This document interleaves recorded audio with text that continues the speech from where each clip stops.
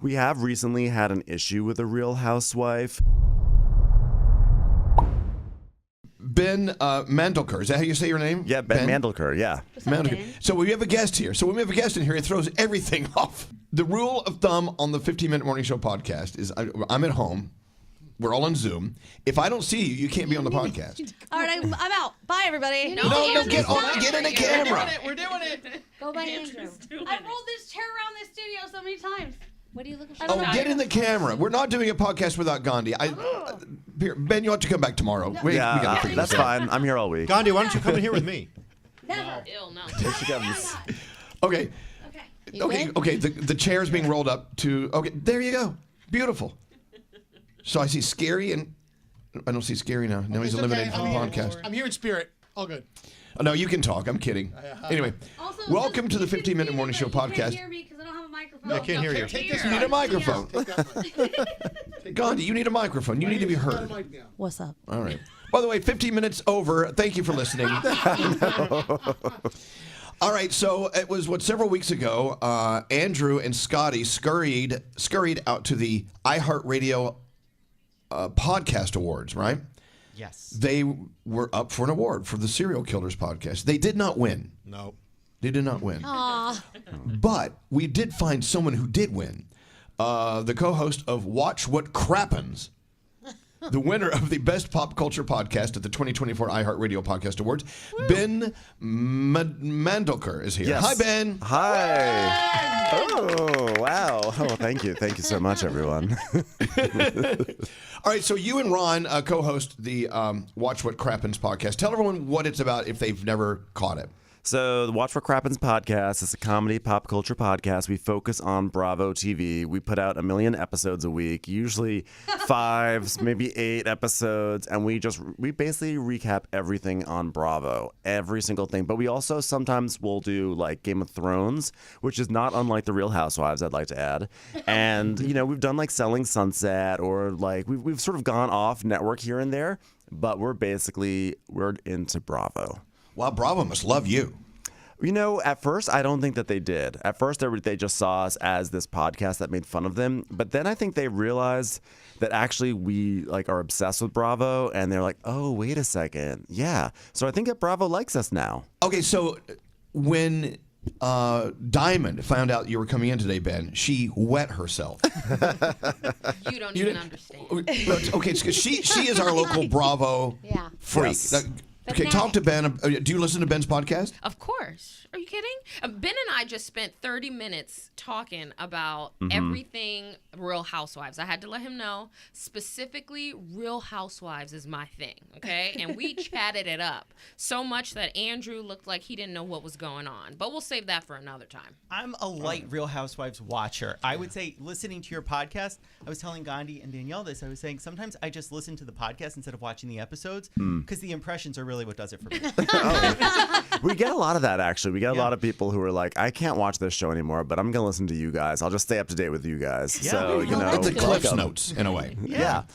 Well, but you're kind of bending it into your opinion of what happens on the episode. So it's really through the eyes of you and Ron. Yeah, basically what we do is we just recap. We say this is what happened, and then a lot of times we just do these ridiculous impersonations that sound really nothing like the Real Housewives, but we just do them anyway. Yes. And people like it. And and then we pepper it in, and sometimes we get into really the stupidest arguments. The amount of arguments we get into over Summer House, talking about Team Carl, Team Lindsay, and for 3 months we have an argument about it, and we get all into it. But Now, it's great. Has a housewife or someone from Bravo on these shows ever confronted you? Did you ever meet them? And what happened? We've met several of them, and they are almost all down. We've never had a face-to-face, confrontation where someone's like, "Shut the hell up." We have recently had an issue with a Real Housewife. I don't know. Do you guys watch the Real Housewives of Salt Lake City? Yeah. Never. Andrew does. That one I do. And Diamond, of So course. there was a big controversy on the recent season where this woman, Monica, who's a new cast member, it turns out she's pretty much like a con artist. And Okay. She's like a grifter con artist, and she had secretly been maintaining like a troll account on Instagram and had been like harassing her castmates for like 3 years. And 3 years. you know, Man. so it came That's out, awesome. Yeah. It came out in the season finale. It was probably the best season finale. Like, it was such a good piece of television. If it does not win an Emmy, I'm totally serious. It should be going up against Yellowstone. But We should steal that idea. so it was Really. It was we should start taunting each other. Yes, Anyway, go ahead. absolutely. So the rest of our castmates hate her. And so what we do is on our podcast every year we throw an award show and we give out awards for like best show, but also best villain, best newbie, things like that, And so we nominated Monica as like best newbie and maybe one or two other categories, best villain, and Heather Gay, who we have a relationship with. She's really cool. I'm a fan of Heather Gay on the show.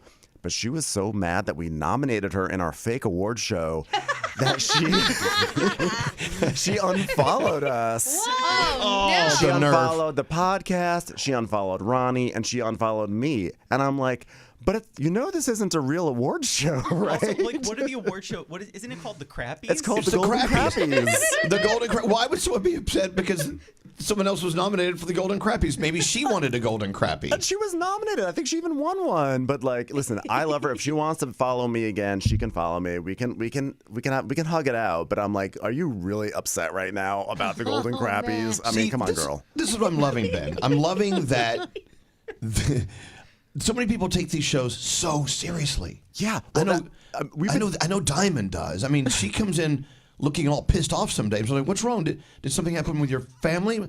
No. Did you see Real Housewives of blah, blah, blah? I'm like, really? Absolutely. Yeah, I feel that. Absolutely. I feel that. And by the way, I just want to say we've been doing our little award show for like over 10 years.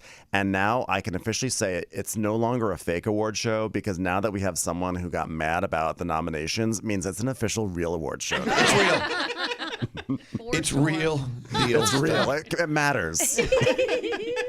How great. All right. So Diamond, what do you want to pick Ben's brain about? Go. Oh, honey. Okay, so we started a conversation outside about favorite seasons of different franchises. We've bonded on the fact that we both love Roni, Real Housewives of New York, and I don't agree with the favorite seasons. His are 1 through 3 and then 8, I think. I think my favorite season is like 1 through 13 or no, I think like season 8 I think is my favorite. I may have the number wrong, but it is the season where Countess Luann got engaged in a whirlwind romance with Tom D'Agostino. It's such an amazing just series of episodes. You don't These even don't know. even sound like real plot Right? lines. Oh, Like no, the it Countess is. got engaged. And is D'Agostino the guy that owns the cold cuts or whatever that No, is? it's actually a different D'Agostino. Okay. Which, I mean, this woman, Countess Luann, she went from being She's a real countess, isn't she? she was a real countess. Her Really? husband was a descendant of someone who created like the Panama Canal. Some count. Did she give herself the countess? Come on. So she married into it. She married into it, and she was very prim and proper. And she used to be all about manners and class. She released a book called Class with a Countess. They got divorced. Yes. They got divorced, and she sort of like then decided she had a whirlwind romance with this guy Tom D'Agostino, who is not a supermarket heir. And then they got divorced, and then she decided to become a cabaret singer. Oh, And but then she got arrested. It's the best. You can't make it up. You cannot make this up. Actually, she got arrested, and then after that whole thing happened, she sort of like resurrected herself as a cabaret star. And so, But wait. Why was she arrested, Ben? Well, according to her, she just had a few too many drinks on Palm Beach at a hotel. But I don't know. Like she was apparently wasted at this hotel, and the staff had to like call security, and she was hauled out of the hotel in handcuffs, and they have this on security. She got out of the handcuffs, and as she's doing it, she tells the police officers, "I'm gonna kill you all." Oh my God. Oh, time for it. And then she goes, and she Time for a tells, reset, Countess. and then she goes on camera and talks about her night of incarceration and how they gave her a bologna sandwich that had a mustard packet in it. that sounds awesome. That sounds good. She's really been through it. I have met her. I was on Good Day New York with Rosanna Scotto, and they're friends. And I met her. She was very, very, very nice. Very nice. I think she had just stopped drinking at that point, or she said she was stopping. But anyway. She's my favorite housewife of all time. I was going to ask you. All right. Yeah. Yeah. No, just because that whole trajectory. How do you go from being like a countess who's all about manners to now she's like on TV talking about, and she, by the way, we didn't mention that she also slept with a pirate in the middle of it, a Johnny Depp pirate. Yes. What? A real pirate? A pirate who looks like Johnny Depp. So wait, he wasn't a real life, I gotta say. real pirate, like robbed ships and things. Well, no, but someone who dresses like it unironically. Oh, okay. How is it unironic ever? Well, meaning that like most people dress like a pirate if they're going to a costume party, and this guy was just dressing like a pirate because it was his look. I'm Yes. upset. Oh, it was his thing. Who is the most bizarre? I mean, it would be hard to top this one. Who's the most bizarre housewife of all of them? The most bizarre housewife. Gosh, there's so many. Okay, let's see. Diamond, we may have to do some like thinking here about who's, because like Roni has a bunch of. I feel like there's some really, really weird one that's like we can't overlook. I feel like it's on the like in front of you. It's Mary Cosby, the cult. Oh yeah, thank you. There it is. Hello. Mary Cosby. She runs an alleged cult, and she's married to her grandmother's husband. What? Thank you. Granddad? Thank you. I knew there was something. I didn't want to go for like another low-hanging fruit. That was it. No, it's Mary. None of this is real. I am sorry. One of the The biggest. writers are great, though. Yeah, they really are. If you think about it, for me, one of the biggest blow-ups last year in all reality TV was on Vanderpump with Scandival, Yes. right? So here we are almost a year later. Do you know what's going on with these people? Do they look back and laugh and say, "Oh, that was some great TV"? Are they all palling around in the background and they're all friends? Because I know there was a lot of shit that hit the fan. I don't think that like Tom and Ariana are friends at all, and they never will be ever again. I don't know. I mean, I think what we're seeing on the season right now is like a bunch of the castmates are like, okay, we hate Tom Sandoval, but we have to film with him, so we just have to like figure this out because we're not going to ruin our jobs and we're not going to ruin our show because You of don't think him. they'd high-five each other at some point and be like, "Yeah, look, we got all the press last year. Oh, Let's I'm do this sure. again." I'm sure. Like Lala and James. Like I'm sure James was like at home, be like, "Did you see the headlines? Oh, we're right here on the front page of the New York Post." You know, like I'm sure he was doing a victory lap. Well, of course, that was huge. But I think what put all of that on the map for me was when Teresa flipped the table on New Jersey. Well, that's classic. Teresa, I mean, Never flipping that lives table. that down, does she? That was Bravo will literally bring out that clip whenever they can. Like you could be watching Vanderpump Rules and like Tom Sandoval will be like, "You don't understand how hard it is for me," and Bravo will be like, "Yeah, like the time that Teresa flipped the table," and they'll be like, "Wait, that's a whole other show. Why are you Let's showing revisit that?" that. Well, now wasn't that long ago?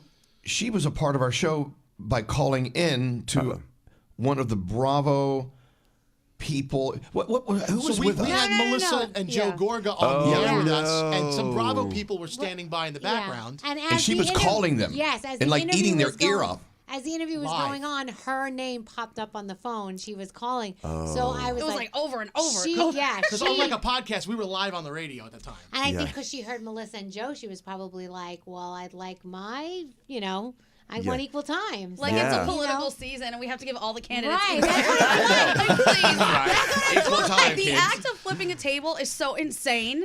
I love it. Yeah, no, I hope to do Teresa. it I mean, someday. Teresa is not a very smart person, but she has given us years of great television, years and years and years and years. She is still the star of that show. I mean, I'm not like a huge Teresa fan, Melissa. but Yeah, yeah, Team- I'm Team Melissa to be Yeah. honest. Oh, honey. I know. Me too. I'm Really about sorry. to ask, I are wish you I had a Team better Melissa or hero Team on that, but yeah, I am Team Melissa. I think Teresa's like a monster. Like she's a monster. I actually made a comment. Star, while, but a monster. Melissa was here. I said, "It's my dream for one day, you, Melissa, and Teresa, when you're a bunch of old broads living down in West Palm Beach, I want to see you sitting on the front porch together, laughing, getting drunk, drinking your wine, getting your sun, and being friends again." And Melissa looked at me and went, "That ain't happening." Okay. No, they've I- tried. They've They've both tried. been very nice to me personally when I've seen them. So I'm like I have to say, I've heard shading either one. I've heard Teresa is the nicest person, actually. Everyone I know who's met her said that she is like literally the sweetest person. But I maintain that sweet people can be monsters, and I think that like To their own sister-in-law. Well, I mean, like if you like it's hard. Like when you talk about New Jersey, it's really you're on one side or the other, and you just have to be on your camp, and you just have to defend it. And I just feel like I've looked at the evidence, and I have to say I have to be on Team Melissa on this one. But see, Diamond, why are you on Team Teresa? Just because I think that you already said this. Teresa may not be the smartest person, right? So we're gonna give her a little bit of wiggle room here. Yeah. If Melissa knows better, then she should do better, right? And so why do you continue to put yourself and your husband at this point, or allow your husband to put you, whatever way you want to look at it, in this situation where you cannot stand his sister? Okay, so why do you decide to work with her? I don't get it. Like, it's like, do better. And Teresa was there first. So at the end of the day, if there's somebody who should leave the show, it should be the person who didn't contribute as much. And that's it. Ooh. Well, Melissa is definitely not as good of a reality star as Teresa, but I think that we're about to see the new era of Melissa, because Melissa has spent the past, decade trying to sort of do this quasi, I just want the family to be together. I just want to be friends. I want my brother to have his sister back. And now she's like said, you know what? I don't care anymore. I'm sick of trying to pretend like I actually care about this person. And I think we're going to get the real Melissa now, which will be hopefully more interesting. A table flip, perhaps? Or a hair flip. Okay. Look, congratulations again on the award, the 2024 iHeartRadio Podcast Awards. The... What category was it? Oh, okay. Best Pop Culture Podcast. I don't want to mess that up. Of course, Ben and his partner, Ron. Is he your partner or your partner? You know he's my work partner, not my love partner. My lover. Although I love him. I love Ronnie, but we're not the love. Podcast. We want everyone to take part in Watch What Crappens. You can get it on the iHeartRadio app and wherever you get your podcasts. Ben, when everyone found out you were coming in, it lit the fire. I mean, especially with Diamond and Andrew. Thank you so much for coming in. Thank you so much for having me. This has really been great. You bet. Yay! All right, we can put the furniture back where it was now.